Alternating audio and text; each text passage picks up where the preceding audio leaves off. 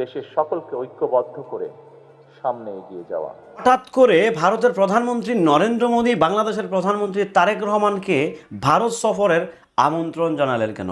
কি এমন তড়িঘড়ি, কি এমন কি আসলে হঠাৎ করে ভারত সরকার বাংলাদেশ সরকারকে তার দেশে সফর কিংবা তার দেশে আমন্ত্রণ জানালেন যেন সফর করে যায়?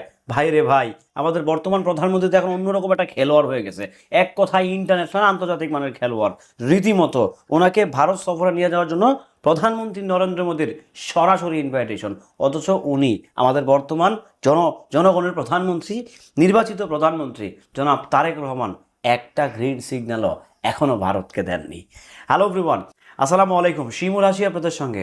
ভারতের প্রধানমন্ত্রী নরেন্দ্র মোদী, দামোদর নরেন্দ্র মোদী, উনি বেসিক্যালি আমাদের বাংলাদেশের প্রধানমন্ত্রী জনাব তারেক রহমানকে ইনভাইটেশন পাঠিয়েছেন ওনার দেশ ভ্রমণ করার জন্য।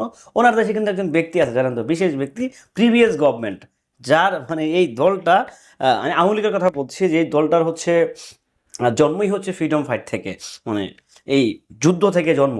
এই দলটা এখন আসলে মোটামুটি না বেশ ভালোভাবেই মানে গা ডাকা দিয়ে আছেন। জানি না আসলে কিছু বলতে চাই না, অনেকে আবার বলবো যে আওয়ামী লীগের দালালি করেছে, সোজা সেদিকে আওয়ামী লীগ নিয়ে বলতে চাই না।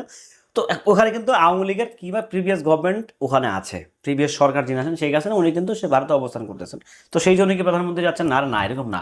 ব্যাপারটা হচ্ছে বর্তমান সরকার খুব ভেবে চিন্তে কিন্তু প্রত্যেকটা স্টেপ দিচ্ছে, সেটা যে দেশের ক্ষেত্রেই হোক, খুব ভেবে চিন্তে চিন্তা চেতনা করে কিন্তু উনি প্রত্যেকটা স্টেপ সামনের দিকে আগাচ্ছে। কেন জানেন? কারণ চারিপাশে কিন্তু শকুনের সরাসরি, ওনার চতুর্পাশে কিন্তু শকুন, মানে ভালো কোনো বন্ধু নাই, কিন্তু সব শকুনে ভরপুর। আমি আসলে অন্য কিছু বলতে চাই না। সো সেই জায়গা থেকে বর্তমান সরকার উনি খুব খুব স্মার্ট হয়ে সব কিছুকে ডিল করতে, সব কিছু হ্যান্ডেল করতেছেন। দেখবেন সবাই কিছু করে, কিন্তু যে বাংলাদেশের যে প্রধানমন্ত্রী, ওনার প্রতি কিন্তু কেউ আঙ্গুল দিতে পারছে না, কারণ উনি অনেকটাই সাইলেন্ট কিপ মোডে আছে।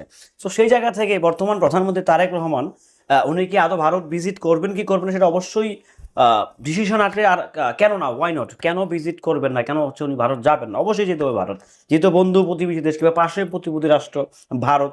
সো এখানে ওয়াই নট, এখানে অবশ্যই বাংলাদেশের প্রধানমন্ত্রী যিনি আছেন উনি যাবেন উনি চিস্তা প্রকল্প নিয়েই যাবেন। অবশ্যই চিস্তা প্রকল্প বাস্তবায়ন করার জন্যই উনি ভারত যাবেন। আমার যেটা দীর্ঘ বিশ্বাস যে উনি এই চিস্তা প্রকল্প নিয়েই খুব বেশ ভালোভাবেই হয়তো নরেন্দ্র মোদীর সাথে, তার ক্যাবিনেটের সাথে দুর্দান্তভাবে মিটিং করবেন যে আপনারা কি দিবেন কি দিবেন না। অলরেডি যা হওয়ার তো হয়েই গেছে, তো তারপরেও চেষ্টা হচ্ছে। সো যদি বর্তমান প্রধানমন্ত্রী ভারত যায়, তাহলে তো অবশ্যই আমাদের দিল্লি যিনি প্রধানমন্ত্রী আছেন এখন, তিনি হচ্ছে ভারতটাকে কন্ট্রোল করেন। আমাদের কিছুদিন আগে শিক্ষার্থীদের আন্দোলনকে খুব সুন্দরভাবে ডিল করেছেন নরেন্দ্র মোদী। উনি অত্যন্ত এক্সাইটেড এবং খুব খুশি বাংলাদেশের বর্তমান প্রধানমন্ত্রী তারেক রহমানকে তার দেশে সফর করানোর জন্য। যাই হোক, সেটা রাজনৈতিক পলিসি, এটা কবে কখন কি হয়, গভর্নমেন্টের কিছু রুলস রেগুলেশন আছে। তো সেই দিক থেকে হয়তো বা সব কিছু ঠিকঠাক হলে খুব শীঘ্রই আমাদের বর্তমান প্রধানমন্ত্রী ভারত সফরে যেতে পারেন, আর ঠিকঠাক না হলে এখানেই ক্যান্সেল হতে পারেন। তো যাই হোক, যেটা মতামত সেটা খুব শীঘ্রই আসবে। তো ভালো থাকবেন, সুস্থ থাকবেন। এই আপডেটটি পেয়ে কেমন ছিল সেটা নিঃসন্দেহে আপনারা কমেন্ট করে জানিয়ে যাবেন।